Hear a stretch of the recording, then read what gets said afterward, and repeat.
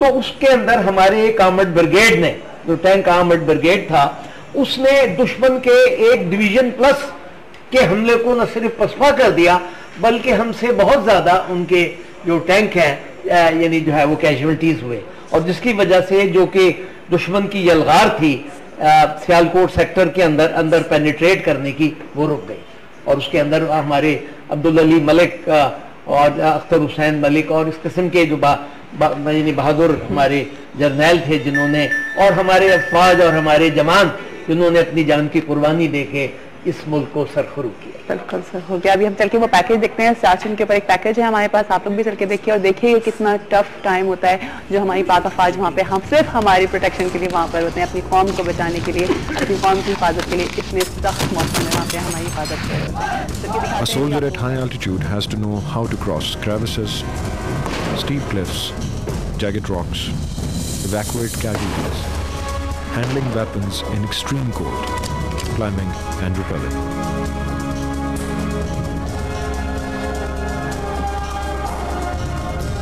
Due to the extreme nature of the terrain, the soldiers here are trained vigorously in the weapons that they are going to use. यकीनन आप लोगों ने देखा कितना मुश्किल, कितना टफ टाइम होता है वहाँ पे रहना, और ये सिर्फ हमारी हिफाजत के लिए हो रहा होता है। अच्छा, मैं जासिद साहब आपसे जानना चाहूंगी कि जो पासिंग आउट परेड जो होती है आप लोगों की, उसमें आप लोगों से कुछ एक हेल्प लिया जाता है, वो क्या हेल्प होता है? बहुत ही अहम है, ये जुज़ होता है हमारी पूरी तरबियत का और हमारी पूरी जितनी भी ट्रेनिंग हम फौज के साथ करते हैं, और ये हमारा कमिटमेंट है अपनी कौम के साथ कि हम अपनी हर चीज़ कुर्बान करेंगे अपनी कौम पर, अल्लाह के लिए, अल्लाह के बंदों के लिए, अपने कौम के लिए।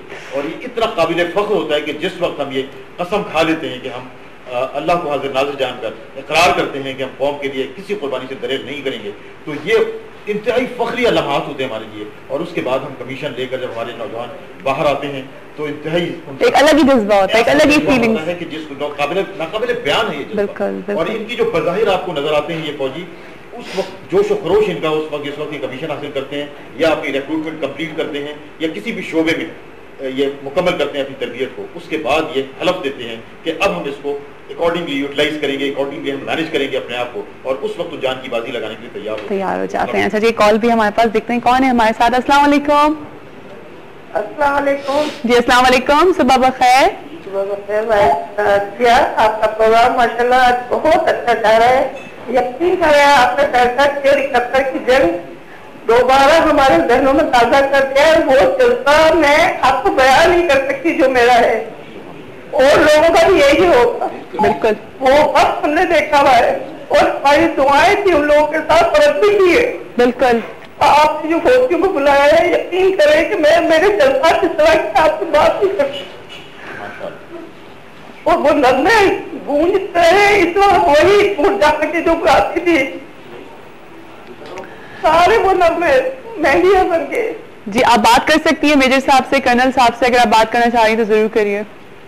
बस हमारी दुआ है अल्लाह मियां इनको सलामत रखे, जो जलसा इन लोग का है, इन्होंने जो हिफाजत हम लोगों की करते हैं, यकीन करें वो अल्फाज मुझे मिल ही नहीं रहे, मैं क्या प्यार करूँ अपने जलसा। आप सही कह रही है, मेरे पास हम किसी के पास भी अल्फाज नहीं है। और क्या करना, जो हमारे बेचारे भाई है, बच्चे हैं, उनके लिए इतनी दुआ है मेरे लिए, यकीन करें अगर वो जिंदा बचते तो बेटा वो गाजी है, और इतना बड़ा रुतबा है, अगर वो शहीद हो जाते हैं तो वो शहीद हो, इतना बड़ा जज्बा है उनके लिए कि मैं बयान नहीं कर सकता। अल्लाह ताला उनकी माँ को अगर जिंदा आ सकते तो खुशी मिल जाएगी, और अगर वो शहीद होते तो वो भी उनके लिए खुशी का बाइस है।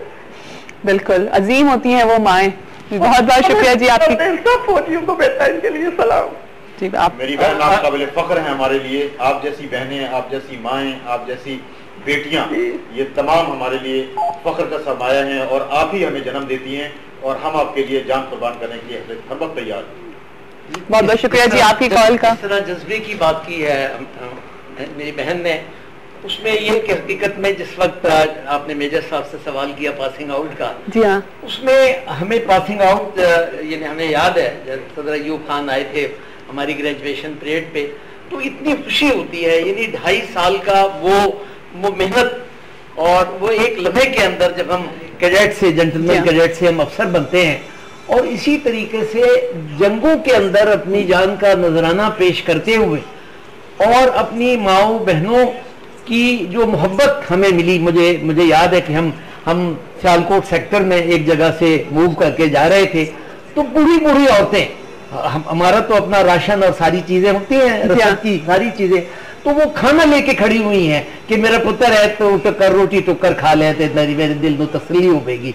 तो इस तरह के जज्बे, तो मैं एक शेर मुझे याद है, उसके अंदर इन सारे जज्बात की तर्जमानी मैं अर्ज करना चाहता हूँ।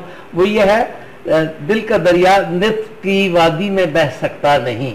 जो दिल के जज्बात होते हैं, दिल का दरिया नित की वादी में बह सकता नहीं, आदमी महसूस कर सकता है, कह सकता नहीं। क्या बात है, बिल्कुल। अच्छा, अभी आप मुझे सियाचिन का ही बता रहे थे कि वहाँ पे कितनी और किस तरह की मुश्किलात आती हैं, फ्रॉस्ट बाइट हो जाने का डर होता है, सबसे ज्यादा मौसम इतना खराब होता है, तो थोड़ा सा और आप। एल्टीट्यूड सिकनेस जो है ना, ये एक परमानेंट वहाँ का, जब भी किसी भी चंद 100 गज आप जब मूव करते हैं तो आपको 1 या 2 दिन क्लेमेटाइज करना पड़ता है अपने आप को, और वो इतना जरूरी होता है कि अगर वो आप ना करें तो फिर आप you won't be able to, आप ब्रीथलेस हो जाते हैं। अच्छा। ऑक्सीजन कम होती जाती है, जैसे जैसे स्टेप इन करते जाते हैं, स्टेप अप करते जाते हैं, आप बुलंदी पर जाते हैं, आपकी ऑक्सीजन आपको साथ छोड़ती जाती है, और आपकी पूरी कुव्वत बाजू से आपको अपने दिल की कुव्वत से आपको सांस लेनी पड़ती है। ये कभी कभी इतनी तकलीफदेह होती है कि खासतौर पे ज्यादा अटैक उस वक्त होते हैं जब आप सोते हैं। अच्छा। जब सोते हैं तो कभी कभी सांस रुक जाती है सोते में, और हड़बड़ा कर जब आप उठते हैं तो एहसास होता है कि ये क्या हुआ है।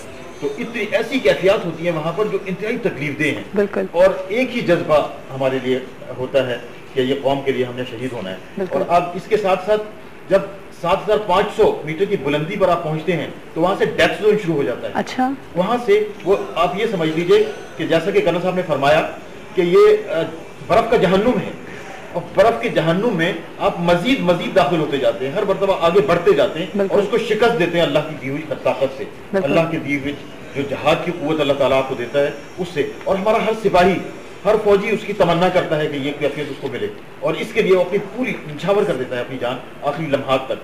पूरे जवान जो हैं, देखिए इतनी तकलीफदेह वो सूरत हाल होती है। आप एक टेंट में या आप एक मुकाम के ऊपर वहां मौजूद हैं, आपकी जो बॉडी है वो कबूल नहीं कर रही, आपकी यूरिनेशन बढ़ जाती है, आपको बार बार आपको यूरिन आउट करना पड़ता है। उस कैफियत में आपको अपने टेंट से दोबारा सारा लिबास जो आप पहनना पड़ता है, लिबास को पहनकर आप दूसरे टेंट में जो आपके लिए ये जो जरूरियात का टेंट होता है उसमें जाना पड़ता है। ये सारी तैयारी करने स्लिंग के साथ, और स्लिंग होती है, वहां पर एक तार बंधा हुआ होता है, उसके जरिए आप हुक करते हैं, फिर दूसरी जगह जाते हैं, उस हुक के वहां जाने के बाद आप यूरिनेट करते हैं, फिर उसके बाद आप वापस आते हैं। तो आप अंदाजा कीजिए छोटी छोटी जरूरतों के लिए आपको इतनी जिद्दोजहद करनी पड़ती है, इतनी ताकत। कभी ये ख्याल आता है कि क्यों कर रहे हैं हम इस तरह से, कभी कुछ इस तरह की फीलिंग? बिल्कुल आता है, यही हमारा फख्र है कि हमारी कौम को इसका नतीजा जरूर मिलेगा इंशाअल्लाह। अल्लाह ताला हमारी मदद करेगा, हम अपने मुल्क और वतन के लिए हर वक्त हाजिर हैं। तो हमारी पूरी कौम, हमारी पूरी फौज जो है उसका हर फर्द, हमारे फौज के मुख्तलिफ शोबे हैं, उसका हर फर्द जो है उसकी तमन्ना है कि शहादत हासिल करे। इसमें एक वाक़या है, जिस तरह ये सियाचिन और 11 सेक्टर का वाक़या, इसी तरह कारगिल के अंदर, जब कारगिल के अंदर ये हमारी अफवाज एक दूसरे से जंगारा हुई, तो उसके अंदर हमारा एक कैप्टन था जिसको निशाने हैदर मिला, कैप्टन कर्नल शेर खान। उसने बड़ी मुश्किल से, हालांकि वो किसी दूसरी यूनिट में था, यानी पाकिस्तान आर्मी की जो रेगुलर यूनिट है, क्योंकि वो रहने वाला था उसी एरिया का, और उसने फौरन मैंने रिक्वेस्ट की और बड़ी मुश्किल से उसने कहा कि जी वो मेरे एरिया के अंदर लड़ाई हो रही है तो मुझे, और फिर अल्लाह ताला, क्योंकि जो जज्बा शहादत उसमें इतना ज्यादा था कि वो वहां गया और उसने जो है यानी बहादुरी और शुजात की वो तारीख रकम की है कि इंडियन फोर्सेस ने भी उसकी जो है वो बहादुरी को सराहा। असल में ऐसा होता है कि ये जो जंग है ये तो एक बाकायदा असूलों से लड़ी जाती है, और कई दफा हमारे अफसरान को ये एजाज हासिल है। हमारे एक मेजर थे 65 वॉर के अंदर, मेजर रिजवी, उनकी जो साइटेशन यानी उनकी जो बहादुरी की दास्तान इंडियन ब्रिगेडियर ने लिखी, और यहाँ पे जब वो पहुंची तो फिर उनको उनकी जो जुर्रत और शुजात की जो दास्तान उन्होंने की, बहुत सारी ऐसी दास्तान, मेजर अजीज भट्टी और मेजर तुफैल, कैप्टन सरवर शहीद, मेजर शब्बीर शरीफ, और अभी पीएफ में जो लेफ्टिनेंट यासिर अब्बास, जी हाँ, पीएफ के जो थे ये राशिद मिन्हास। तो ये सारी चीजें जो है ना, असल में जिया, इसके अंदर जो सबसे बड़ी चीज है, सबसे बड़ी चीज जो है ना वो ये है कि अल्लाह सुब्हानहू व तआला की जात पे कामिल यकीन। जी हाँ, वो ये यकीन जो होता है वो आपको एक ईमानी कुव्वत ऐसी अता करता है कि आपको ये पता होता है, क्योंकि अब यानी एक गजवे के अंदर, एक गजवे में जिहाद हो रहा, और जिहाद होते होते एक हमारा एक साहबी शहीद हुआ, तो उसने एकदम यानी शहीद होते हुए एक नारा लगाया, रब्बे काबा की कसम में कामयाब हो गया। तो वो जो मुशरिकीन थे वो बड़े हैरान हुए, कहने लगे कि बाद में जब यानी उनमें से कुछ मुसलमान हुए तो उन्होंने कहा कि हमें समझ में नहीं आई।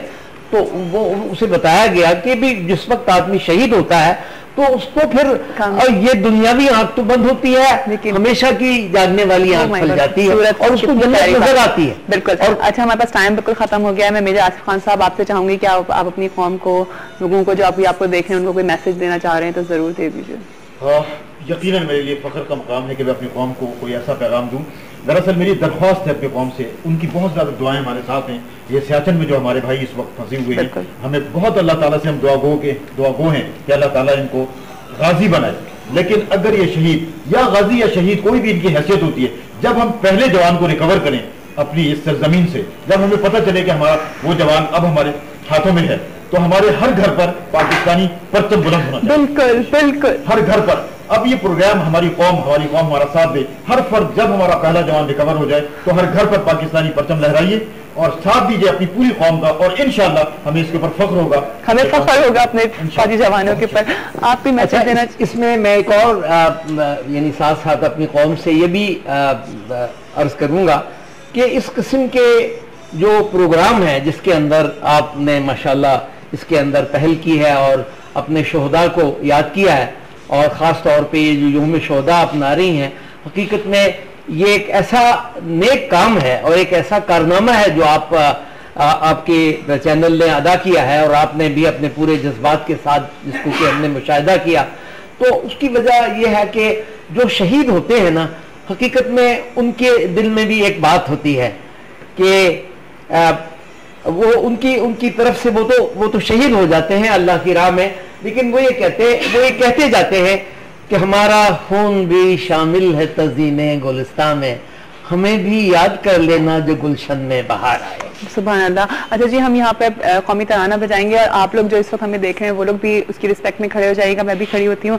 और बस इजाज़त दीजिए, हमको टाइम बिल्कुल ख़त्म हो रहा है। और वही वाली बात है कि जिस तरह से आपको पता है कि आज यौम शोहदा मनाया जा रहा है, तो प्लीज़ आज बहुत अच्छा लगा कि आप लोगों ने कॉल किया, आप लोगों ने बात की, अपने जज्बात बताए। लेकिन आज वाइब टीवी के ऊपर पूरे दिन आपको इसी तरह की ट्रांसमिशंस मिलेंगी। अपने जज्बात का इजहार करिएगा, बताइएगा, उन फैमिलीज को सलूट करिएगा, उन फैमिलीज के लिए बात करिएगा जो अपने जवानों को बॉर्डर पे भेजती हैं, उन जगहों पे भेजते हैं, और फिर जब उनकी डेड बॉडीज आती हैं तो उसको बहुत खुशी से एक्सेप्ट करते हैं और कहते हैं, मुबारकबाद देते हैं, कहते हैं कि हमारा बेटा शहीद हुआ। तो बस वाकई अल्फाज नहीं है मेरे पास। इंशाल्लाह कल आप लोगों से मुलाकात होगी। अदनान, आप भी आ जाइए और हम कौमी तराना बजाएंगे, तो मुझे उम्मीद है कि आप लोग भी इसकी रिस्पेक्ट पे खड़े हो जाएंगे। बहुत सारा ख्याल रखिएगा। पाकिस्तान जिंदाबाद।